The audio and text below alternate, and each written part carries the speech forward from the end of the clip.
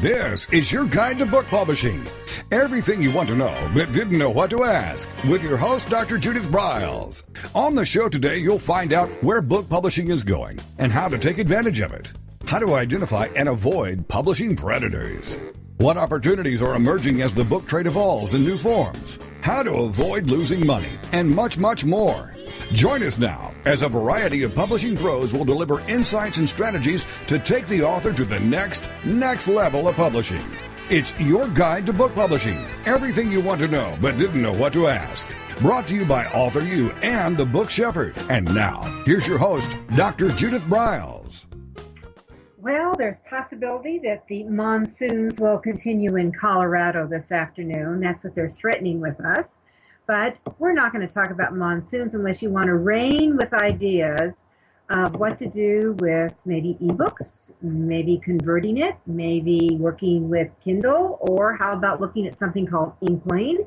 Also, we're going to talk about some of the things that you can do with some of the old inventory you have, like what happens if your cover is reached its expiration date. What do you do? And how about some of the key tips of working with a designer to maybe goose up that old cover, as well as some of the other things that you do. So on Author U, your guide to book publishing today, joining me will be Rebecca Finkel, who is owner of F&P Graphic Design, and she specializes in a variety of projects, integrating text, photos, graphics to create a unique look. She loves finding solutions to complex design projects. I love throwing something at her and just watch her noodle a little bit and say, well, have you thought about doing it this way? In addition to books, Rebecca creates eBooks, calendars, catalogs, logos, brochures, and all kinds of marketing collateral, which we all need as we brand ourselves and go forward. So from the initial concept to the printed product, F&P Graphic Design will see a project through on deadline and on budget. So if you're thinking about eBooks, one of the great things is working with a designer that can also help you with that conversion. And Rebecca works with Kindle, Nook, and the brand new baby, the interactive Inkling book, which I think will be kind of fun to get into. But with that, hi, Rebecca, how are you today? Hi, Judith. I'm fine. Thank you very much for having me on your show. Well, it's actually, I learned too, which I love to do. Although you and I have worked on a variety of projects that we're thinking never again. But at that, we won't go down that. Nope. Another day, another topic, another day. Yeah, we sometimes have books that we refer to as the dreaded fill-in-the-blank book.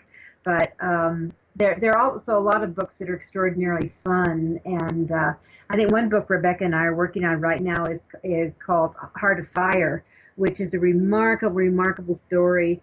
It's Lisa Cartelli's book, and she is a little girl at 9 years age. She was playing hide and seek in her grandma's basement, and the whole house blew up, and there was gas leaking, and she was at the core of it, and her journey is just amazing. So Rebecca and I have had it's been a pleasure working on it, and we're like within hours of saying goodbye. It's almost done, so that's exciting.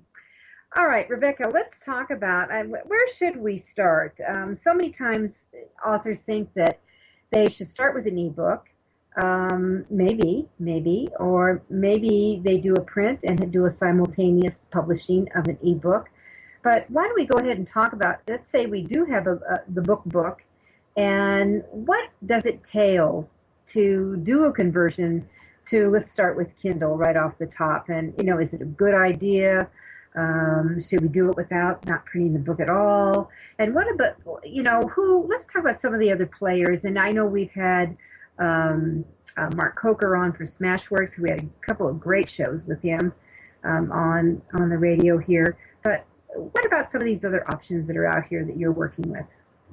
Okay, let's boil that down. Let's take it one step at a time. It's a big topic. There's definitely questions and situations between, do you want to have a Kindle or do you want to have a print and a Kindle? I don't have any magic wand that I can wave and say, oh, this book should only go Kindle or this book should only go print. It kind of depends on how much you're willing to put into the book. Because a print book, you're going to have an inventory. You're going to need to move the inventory. Shipping it, distributing it, paying somebody to do those things or whatever. But it also is that book in hand. You can take it places. You can show it. You can sell it in the back of the room. You can give talking experiences and keynotes and have an actual book. So there's pluses and minuses, and it depends on you and your topic and your availability, and it's so many different factors. But converting a book to Kindle is an easy step, and it opens your market. You know, it might double your market share. It might double who the book is available to. Many people I have found are moving over and more to electronic books, to the Kindle, to the Nook, to the Sony Reader. I think the biggest downside to the Kindle is that it's simple running text. If you have tricky formatting, if you have pull quotes in gray boxes, if you have tricky artwork throughout, really the Kindle is simple. Charts essentially can be problematic. Photography can be problematic. I think all of these can be worked around. I don't think anything is not doable on the Kindle. We just have to be flexible with the idea. The Kindle is great for running text, just running text and simple formatting. You know, Kindle is, I always say Kindle first because Kindle was the first electronic publishing device available, and so a lot of things default to a Kindle, although there's no reason why I can't go to a Nook or a Sony Reader. Those are equally as popular, and the same idea, running text. Some of the graphics are a little bit problematic and just need to have an idea and a workaround. Your printed book is always going to be your best and nicest and highest quality product, but a lot of times you're just thinking, I need to get this idea across. I just want to, I want this to be available to somebody in a far-off place and whenever they need it, and that's the answer. So another branch of a Kindle book is an interactive Google Inkling. There's two programs out there, one from Apple and one from Google Inkling and Apple iBooks, that make a more interactive book. So short animated sequences or a video included or a link to a website. I mean, if you take how I explain this is, if you take a cookbook and the cook is sitting there saying, look at this photograph, and you can tell by this photograph that the chocolate is overdone. And if you look at this photograph, you can just tell by the photograph that the chocolate is underdone. And I am not a cook, and I look at those and I go, I can't tell the difference. But you could see interspersing a quick video clip, maybe 5 seconds, in the author saying, and this chocolate's overdone, drip, drip, drip, and you can see the way it drips or how it reacts. And this chocolate is underdone, you can see the way it reacts or the sauce or whatever it is. You could actually get this more interactive idea across. And so that's what Google Inkling does and iBooks. They're becoming much more interactive, much more. It's still a book. It's not a video, but it's a little bit more. It adds a little bit more bells and whistles. Okay, so let's talk about this, because I don't think a lot of people really know what Inkling is and how they go about finding it and what it takes to do that conversion, and does it make sense to do that in addition to a standard text running ebook? So I mean, those are all, I threw a bunch of questions at you. So both Google and iBooks have an Inkling format, or is that a branded name? Help me out. Google Inkling is, I think, a branded name, and for Apple, it's called Apple iBooks. I think Apple iBooks was always a pet project of Steve Jobs, and he really pushed it along, but since he has passed away, nobody's really there to push it, and so the software has kind of floundered a bit. It hasn't been picked up in about a year. It's not like it's never going to be picked up. It's just, it's taking him a while to get to all of Steve Jobs' projects. I can understand that. But it's the same. So there's two, and there's essentially, you go to Apple iBooks, do a Google search for it, or whatever, and you'll find it. It's a free software download, and essentially it's like a game, like anything else. You can have the books that you want, but it looks a little bit different. So you're saying that you would go after Google Apple iBooks, for example, and you would pull down the software, and the author would do this himself, or they would have someone else who would do it for them? Generally, Apple iBooks is software that you would download to your system, and you would then produce it, or you would pay somebody to produce it. But there's not, it's relatively easy software to use. A lot of it is logistically what links to what, as you go through is you have the Chapter 1 in the title table of contents, actually refer to Chapter 1 in the book, linking and things like that. That's the same with a Kindle. You'd need to do the linking with that as well. Google Inkling is another. Go to Google Inkling, and they have free software. You download it to your system, and you build this file. Essentially, all these files are kept in the cloud, so they can, it's like everything else. It's kept in the cloud, so it can be kept current. You can work anywhere.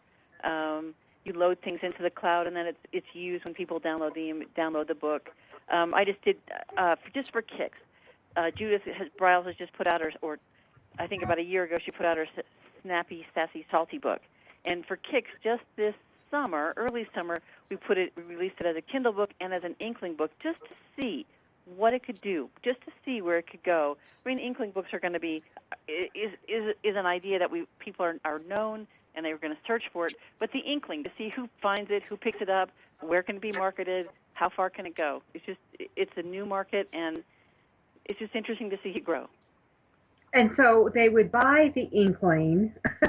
Well, they buy the Inkling book. You go and you go to an iBook or you could buy it through Google Inkling. Essentially, it's almost the same thing as buying a book on a Kindle.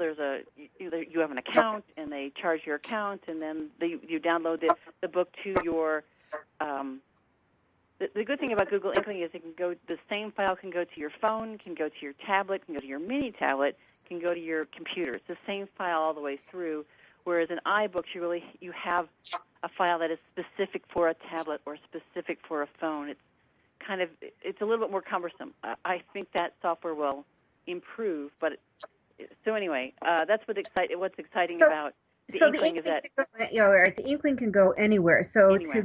To find out what the inventory is, would they go to Inkling.com? Would they go that's really go to Inkling.com, and then you would find a huge amount of books that are available.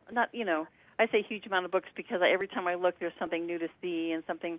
You usually get a free chapter download, and you can kind of see what the book's about and how interactive it is. Okay, so we'll come back. We're gonna take a quick break here. But what you don't know is the Inkling, like the pages turn. They'll turn with you. It's just scrolling. So you'll see that scrolling, and they'll flip that. We'll be right back. Rebecca Finkel is a designer. She does a fabulous covers as well as the interior. You're listening to Author You. It's your guide to book publishing.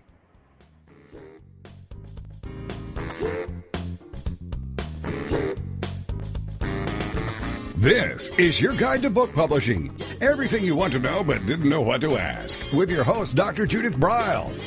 And we'll be right back with more great information right after these on the Rockstar Radio Network.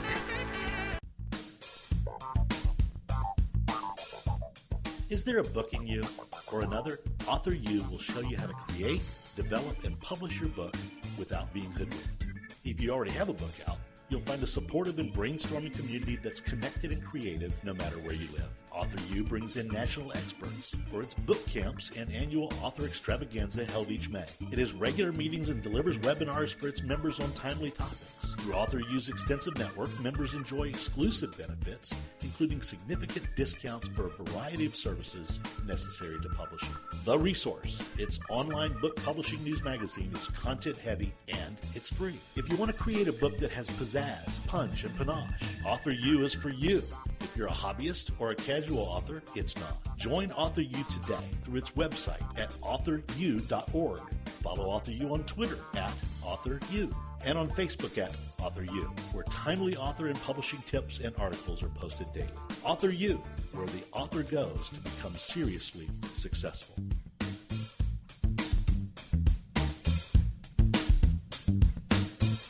Every picture tells a story.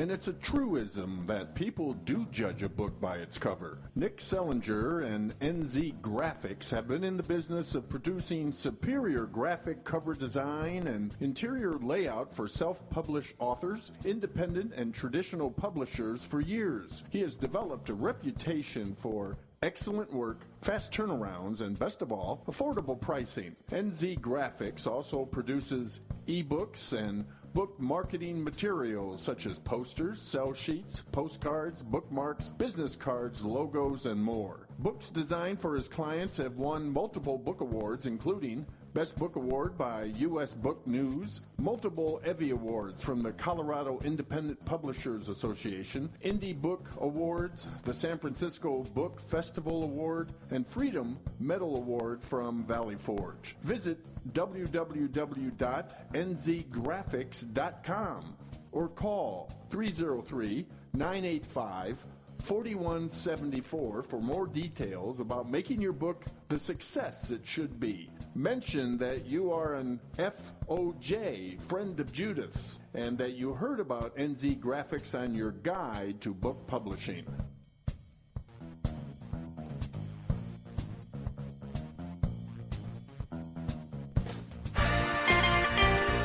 Welcome back to your guide to book publishing. Everything you want to know but didn't know what to ask. If you want to write and publish a book, if you want to be successful as an author, your guide to book publishing, everything you want to know but didn't know what to ask, is for you. Stay tuned and you'll hear about statistics, scenarios, and strategies on what to do now to get you published. So let's get back to the show. And here again is your host, Dr. Judith Briles.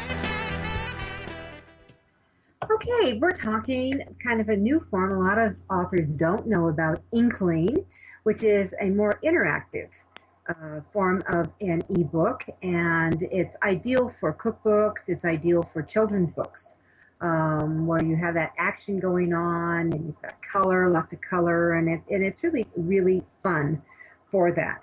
So how to find out about Inkling, and as we're talking about it, but you can go to Inkling, Inkling, and pick it up. And my book's there, my latest book, Snappy, Sassy, Salty, Wise Words for Authors and Writers. So we can check that on out. And Rebecca, anything else you want to add? Were there challenges? Let me ask this. Did you have challenges when you were doing that layout? There's challenges in that the print book, you have every font, every possible icon, every possible piece of artwork available to you. With Inkling, you have a greater set of color and fonts and art, but not as great as the print. I mean, I think if you're going to put them together, the Kindle is the most restricted, and the Inkling is in between, and then you have the print book. So it's more open, and you have more color. The way it's a strategy. The way things are linked. Sometimes an author's writing, and the paragraph will be something, and at the end of it will say, "See also." If you like this topic, see also the next chapter. Well, in a Google or a Kindle, you can link directly to that instead of having the reader flip through the pages. It's an option. So a lot of the difficulties or the challenges that I find is finding all the links and making it so the reader has the information at their fingertips. That's kind of, I think, the trend of where books are going, is that the reader doesn't want to look for stuff. You've got to bring it to the reader. Reader's a little bit more demanding. Okay, so what everyone needs to know, it's another option, and you should know about it. And because it's set up on a probably more intuitive platform, if you're a DIY or you want to do it yourself, yes, Inkling might be just the cat's meow for you. That's kind of what I'm hearing. Is that right? Yes, and any DIY book, a cookbook, a children's book. A lot of essentially almost every nonfiction book I can think of would really benefit from this. If you have, if you're doing a book on vases, you can turn the vase, you can spin the vase, a three-dimensional object, so you can look at this instead of just the front view of it on an Inkling. Something more of a fiction book is really more apt to a Kindle. There's not necessarily much you can do with an Inkling. And with the fiction books, you might want to go to an audio book. That's definitely a resource open to you. That's kind of a different type of a format than, but a fiction book may not have the interactive element that Inkling really takes advantage of. So if you have any book that is an interactive type of book, you need to take a look at this. And one of the things that Rebecca and I were playing around with was even dropping in some audio clips. And you could drop in audio and video clips in this as well, could you not? Yes, you can. That's one of the magic pieces of it, is you can drop in and make it more personable, so that you can have a parent reading a children's book to a child. Then you have the words highlight as the parent says it, so there's a learning activity in there. You can have, right now I have a book on Colorado. A gentleman has explored every bikeable road in Colorado, not I-25 and I-70. Those aren't necessarily bikeable, but essentially that once you get out into you have it on your iPhone, and once you get out on the trail and out on the road and you look ahead of you and go, oh, there's construction, or oh, there's hills and I don't feel like hills today. You can interactively change your route, and it'll show you where to go, and it'll show you essentially everything about it. It's very interactive, and that's an Inkling book. It's very interactive. It changes as you're going, tells you how far you're going to go, the hills you're going to climb, if you're going to find construction, if you need to take an alternate route. I can't wait for that book to take off. That's kind of what I'm doing. This is a brand new software, brand new idea, still in developmental stages, trying to get things kind of off the ground. Well, what sounds very cool is that if you were a leader of a group, or let's say you had a weekend event, maybe you had whether it's a marathon or you had a special walk or a ride, that if you are the leader, a lot of times they go out and they do a test to see what's going on, or maybe you have a golf tournament. Right. That you could actually have some pretty things set up and do a quick video and saying, don't go down this path. Yeah, exactly. It's almost like there's so many, it's limitless, how many possibilities. Every situation, like, oh, you could do this, or, oh, yes, you could do that. For instance, if you have an older title that has been sitting on your bookshelves for a while and you feel it's had its day. It's had its day. It had a good day, and it had its day, and you're not quite sure what to do with it. A Kindle book for that is perfect. An Inkling book is for perfect in that the information is still available, but you don't necessarily have to take care of it like you do a print book. It's digitally, electronically available forever. Giving a new cover on that kind of spruces it up. It looks like a newer book, increases more sales. I mean, even if you have a book cover that is wonderful, you might just want to spruce it up a little bit and put it back out there and sell it as a new book and see what kind of returns you get. Mm-hmm. So who knows? So kind of like the sky's the limit, or maybe the imagination here. It's the imagination. Yeah, and so everyone, go over there, go to Inkling, INKLING.com, and play around. I mean, one of the great things, this is a wonderful play-around tool that you can have a good time with. So I would encourage you to go down that route. So, since we're on the ebook arena, Rebecca, you and I were talking about Smashwords earlier. Any thoughts on what's going on? I know that Mark Coker had quite an interesting, actually I rerouted it to all my Twitter followers, a blog that he put on the Kindle Unlimited that he initially thought, gee, this sounds pretty good. And then he started thinking, oh, wait a minute. It says that you have to be exclusive with Amazon. You do. And of course, for anybody else, you're thinking, well, maybe that's not such a good idea. So what's your thoughts? My thoughts on, I heard Mark Coker speak, I think, at the extravaganza, and was so impressed. I just love him. Very motivational. Not only that you have to use Smashwords, but the idea that an independent person could take their manuscript to a market and have their books and their thoughts available to the wider market is incredible. It's such a great idea. We don't need to go through these bigger publishers. We can do this independently and small and by ourselves. Very, very inspirational man. He's got a number of free books out there. If you're looking at independent publishing, read those books. They're free. Go to the Smashwords or Mark Coker site, and you will find them. They are wonderful. But my idea with Smashwords is that it is a bit limited in that you can only use. Generally, when I develop a book, a lot of times I will develop it from a Word file into a page layout software program, either InDesign or Quark Express, and then from there develop a PDF or a Mobi file that can be used with Kindle or with Inkling. With Smashwords, they want you to stay at a Word file. They don't want any of the other sophistication on top of that.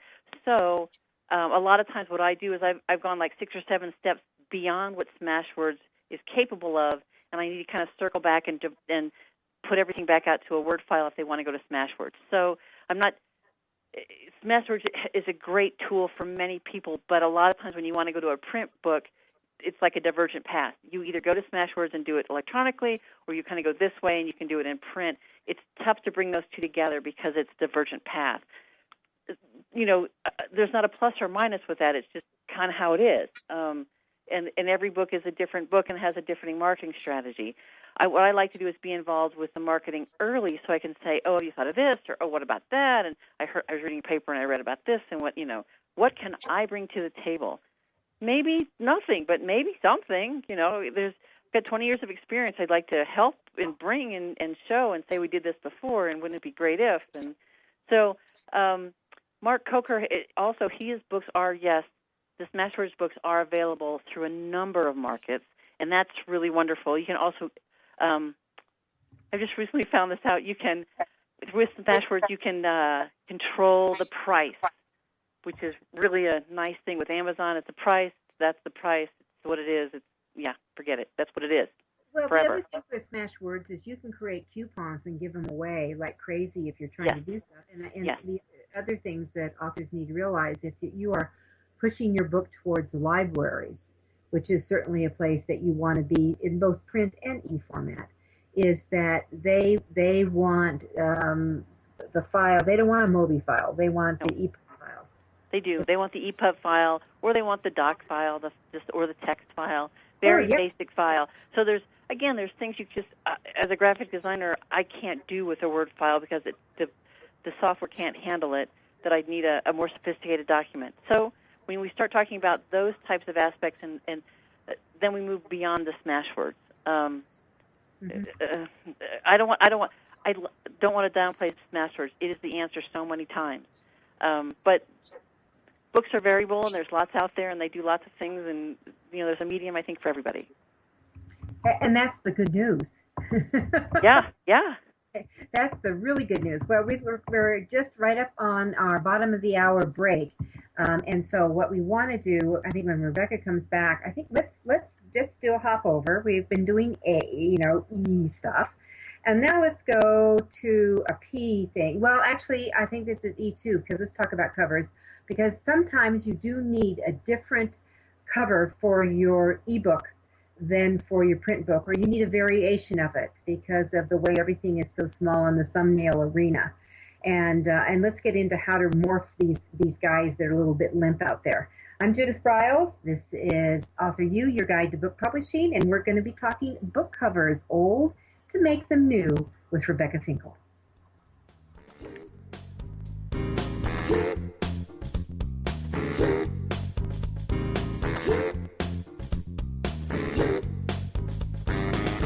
This is your guide to book publishing. Everything you want to know but didn't know what to ask, with your host, Dr. Judith Briles.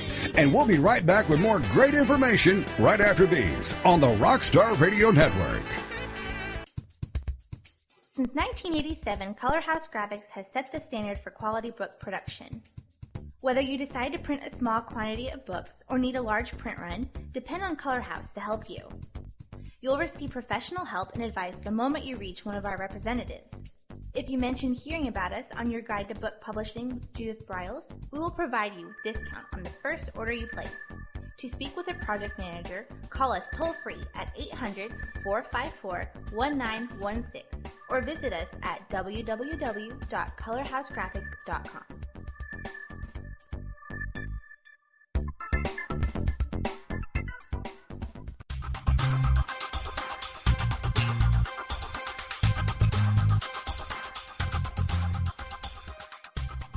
When Ned Thompson and Harry Shore started Thompson Shore in 1972, they believed employees with great character would make up the best company.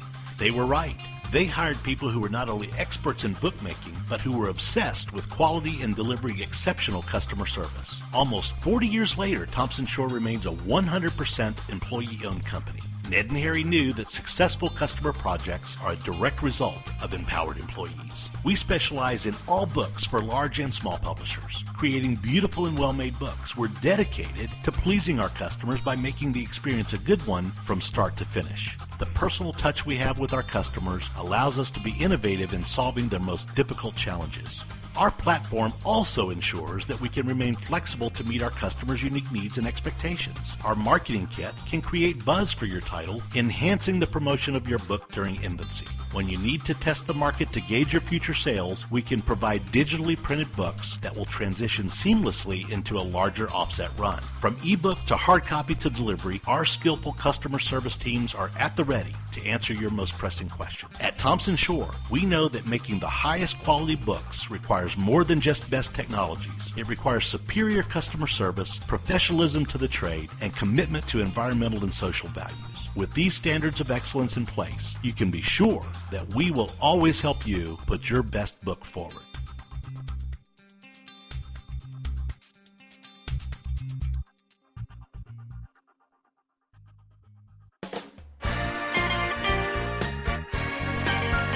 Welcome back to your guide to book publishing. Everything you want to know but didn't know what to ask. Coming up, you'll hear more about statistics, scenarios, and strategies on what to do now to get you published. So let's get back to the show. And here again is your host, Dr. Judith Briles. Before we jump on the covers, I wanted to remind all of you that the Chicks at Sea, my partners Amy Collins and Georgia McCabe and Joan Stewart and I, have been doing a series of webinars on Wednesday night. Last night, no one wanted to get off because the questions kept coming in. So we were on for 2 hours with 70 authors till the very end. And the last night's topic was all about publicity. And Joan went through a variety of tips, and then we opened it up where we all got involved, and people threw out what their title was, what their a line or two about it, and what can I do? And then we all jumped on, and so they had coaching. All of them got coaching last night. The week before, I did a whole session on the cost of publishing as well as the critical timelines. And I'm going to be doing a radio show in a few weeks on timelines. And just solo, I'll be doing that. It'll be a part 1 and part 2. And then the week before that, we did a whole series on blurbs, endorsements, and reviews. The great news is they're all free. And how you get to them is go to publishingatsea.com. That's publishingatsea.com.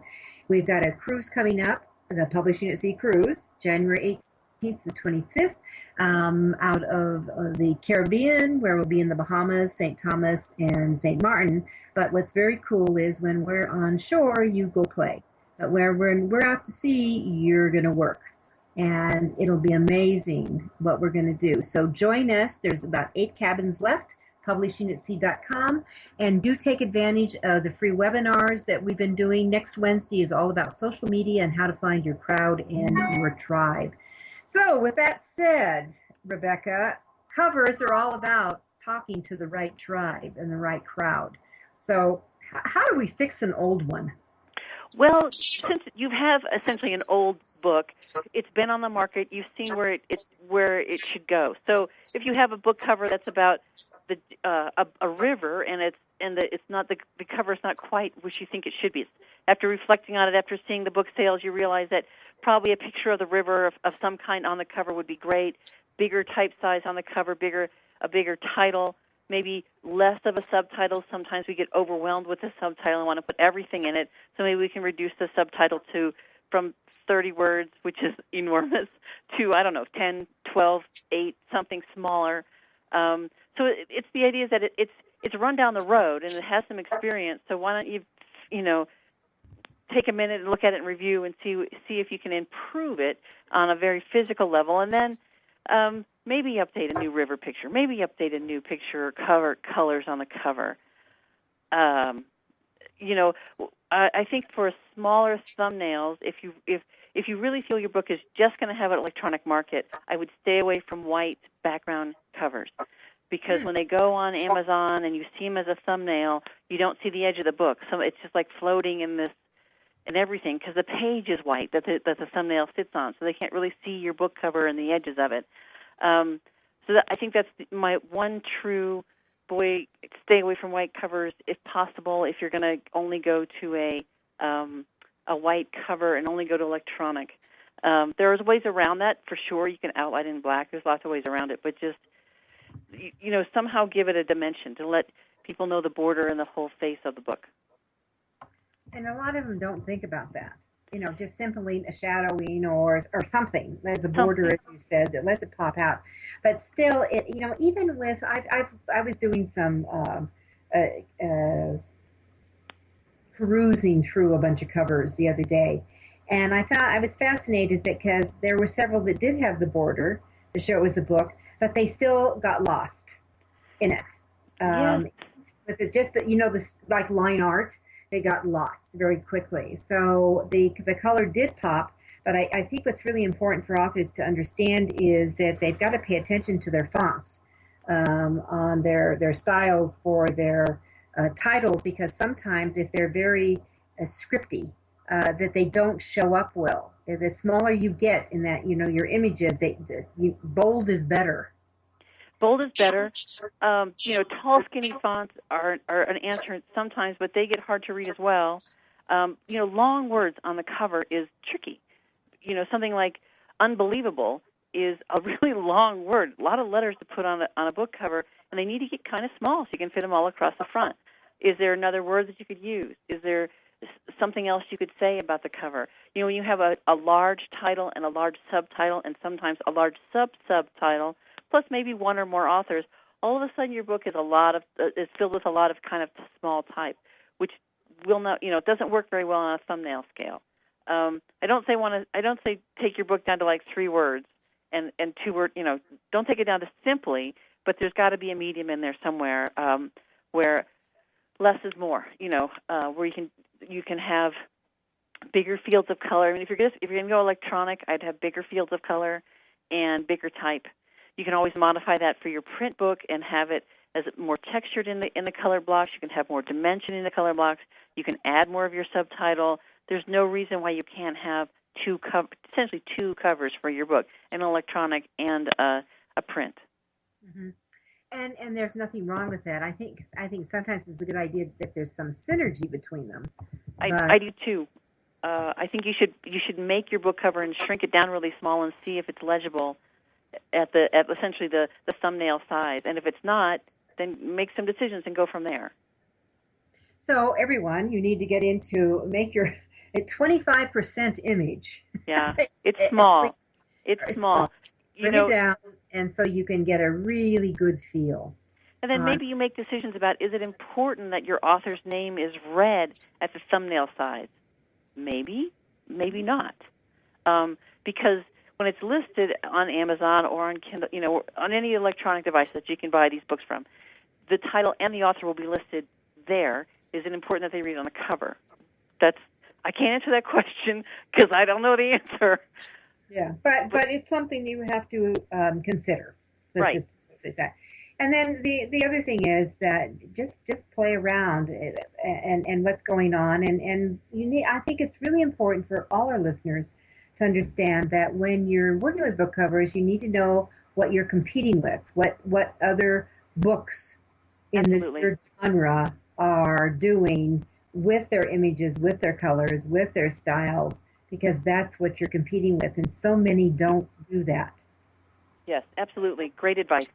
You have to see who the neighbors are.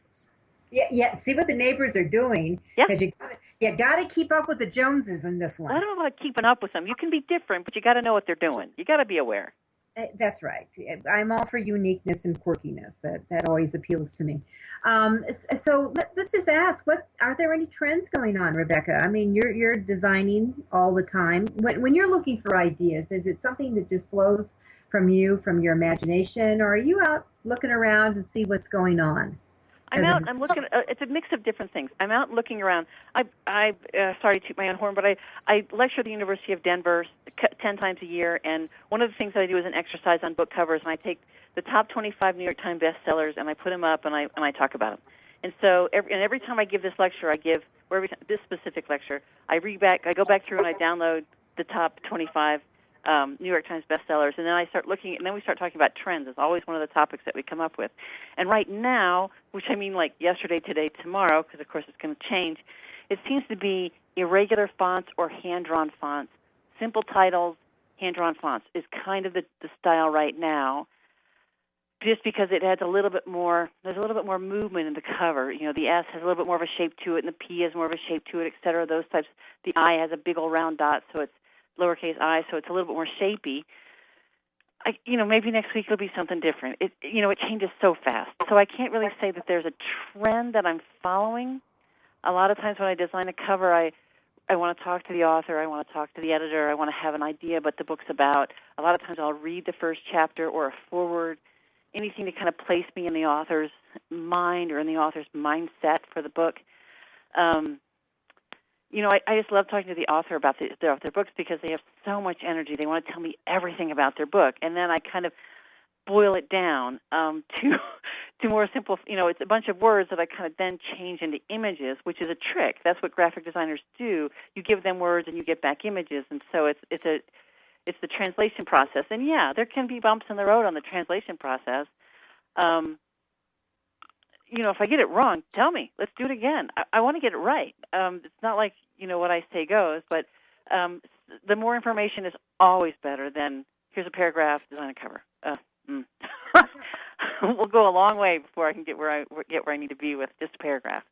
Well, I would love to sit in on your workshop of taking the 25 New York Times and then lay them out and rip them apart. So I think you should do that at the extravaganza next May. It's very cool because you put them all up together and all of a sudden you're like, oh, that cover doesn't work at all. But it's like number 10 on the New York Times bestseller list. So of course it's popular, but then why? It's very interesting. It's very interesting. So the question could be, is it popular because it's author driven and people don't really care what the cover looks like? They're buying the latest fill in the blank.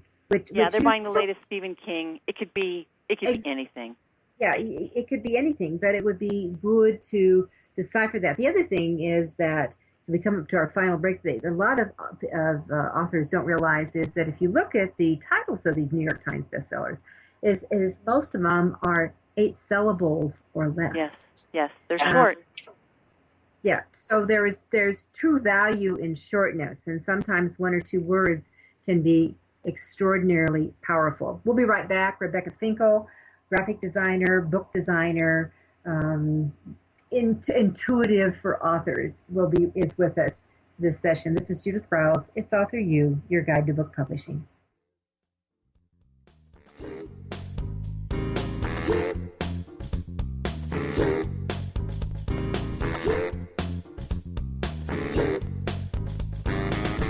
This is your guide to book publishing. Everything you want to know but didn't know what to ask. With your host, Dr. Judith Briles. And we'll be right back with more great information right after these on the Rockstar Radio Network.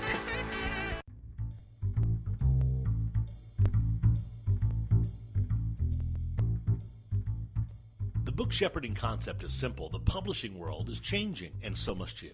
You need an experienced shepherd and a guide to partner with you as you create, strategize, develop, publish, and achieve your publishing goals. You can't do it alone without paying the price. You can spend your money creating a book that turns out to be so-so, or you can create a book that looks and feels classy, builds your brand, and is a financial success, a bestseller. It's your choice. You choose. You need the book shepherd. Publishing is riddled with obstacles, sometimes nightmares for the author. You don't need problems. You want solutions. Dr. Judith Briles will shepherd you through the maze and the chaos. At times, she's had to step in and rescue a book that has been sabotaged by a publisher, or by a publishing service provider, or sometimes even the author themselves. Judith Briles is the book shepherd if you want to create a book with no regrets. Give her a call today, 303-885-2207. That's 303-885-2207, or email her at judith@briles.com. By the way, Briles is spelled B-R-I-L-E-S. Follow Judith on Twitter at My Book Shepherd and on Facebook at The Book Shepherd.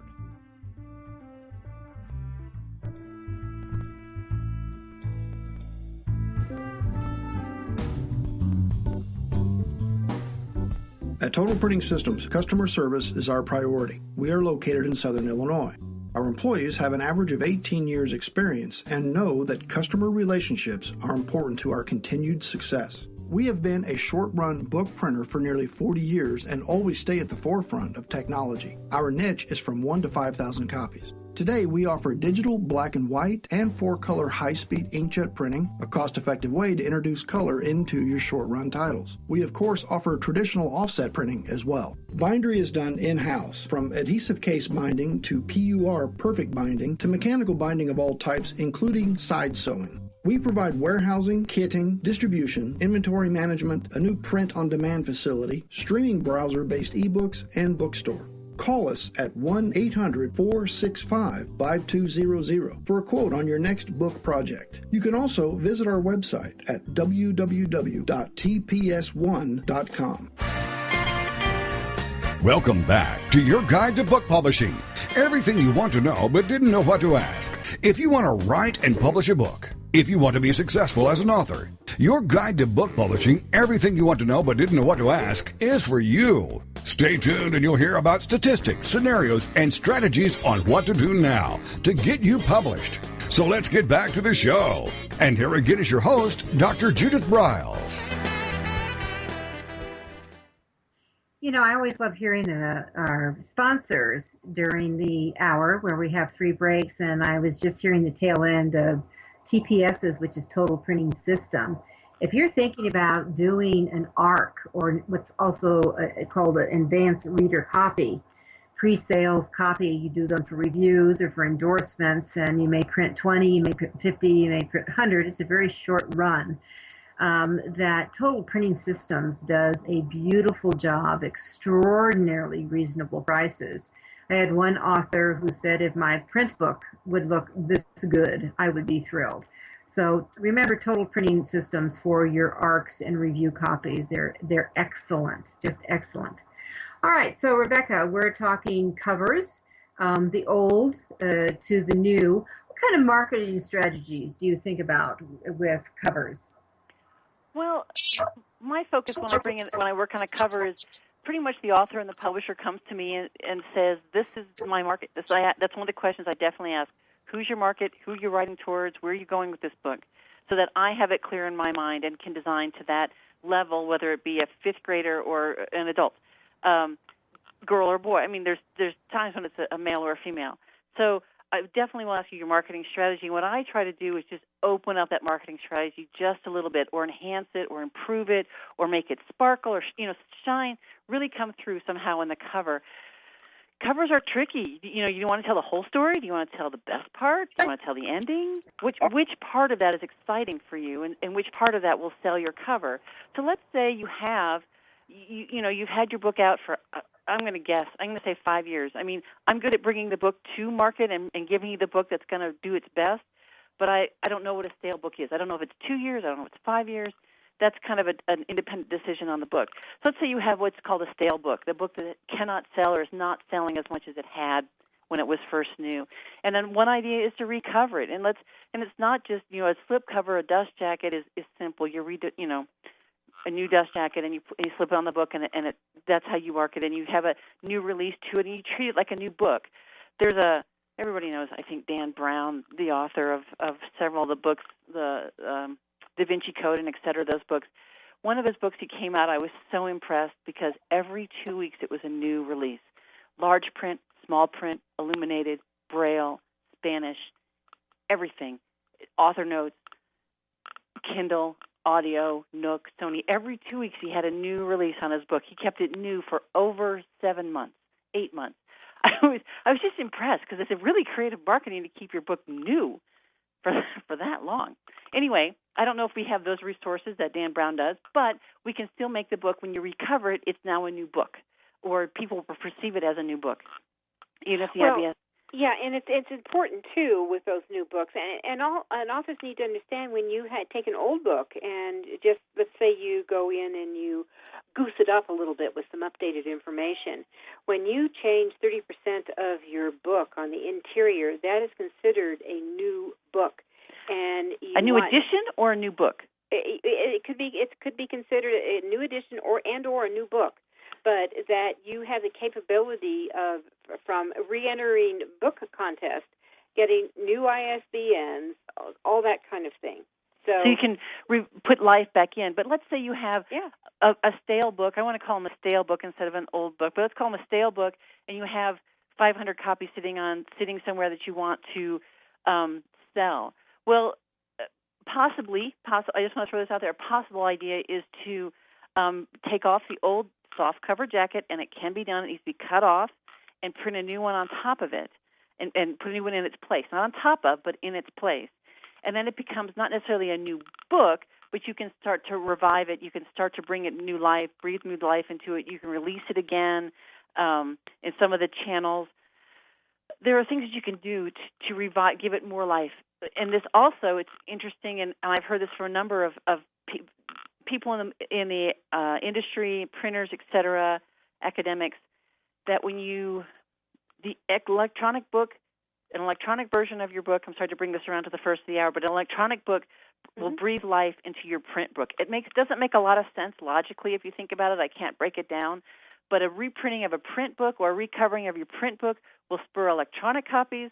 And if the book has been stale on the shelf and you all of a sudden put out an electronic copy, a Kindle version, or Smashwords or whatever medium you pick, that will then kick back and increase print sales. I don't know why. These are things that I cannot explain, but it works. It's actually proven. You can see these things happening, that sales increase when you go into a different market. So explore these different markets. Maybe an audiobook is where you need to go, for a children's book or something like that. Maybe it's an audiobook that you can release. And there's a number of people at AuthorU that can help you with an audiobook. So, yeah, exactly. So whether it's audio, whether it's whether it's print, whether it's who knows what's going to come down the line, but you're able to do that. And that it's what it does is it gives your reader lots of options, and it also gives you options as a publisher that you have multiple products available, and you can bundle them, meaning you can do packaging where you have special discounts when they buy them all together. So, that's a great way, especially if you're doing any speaking and moving out there, that you can tie in that way. So I totally recommend you do that. The other thing is that one of the good things, and that they don't aggressively advertise it, which I'm really surprised, but last fall, Amazon came out with the Matchbook program, which was a bundle of your print book and the ebook. And you could sell the ebook, well, you could give it away for free if they bought the print book, or 99 cents, $1.99, $2.99. And that way they could get the ebook really for a lesser amount of money. And all our listeners need to understand that ebooks are not purchased, although they always use that word. Ebooks are really leased. And Correct. Amazon and Barnes & Noble and Kobo and any of the providers of those platforms can get a wild feather and decide, you know what, we're not going to let that book be available anymore, and they can yank it, and all of a sudden it will be extracted from your e-reader, which was quite a shock last year when they called it, Kobo Gate, because Kobo started it. But when you had all the erotica books that were created by self-published authors yanked one early morning. Yes, it did. Although there is a flip side to this as well. Let's say you have a book about, something that would go out of date, a tax book. Let's say you have an IRS tax book from 2012, and that's what you bought a print version of. Well, then now it's 2014, and you need to have a current book on that. You need to actually go out and rebuy that book if you want to have some of the current numbers. Maybe the publisher has done something nice and kind of done a summary and have some of the new numbers, and maybe a website, but maybe not. Maybe you need to go buy the new book because it has the new forms and the new numbers in it. With an e-book, you can continually reload updates, and then every time the reader goes and gets to the IRS book again, it gets the current book and it downloads it with the 2014 numbers, and next year it's the 2015 numbers. So it's always updating. It's invisible to the reader when the book gets updated.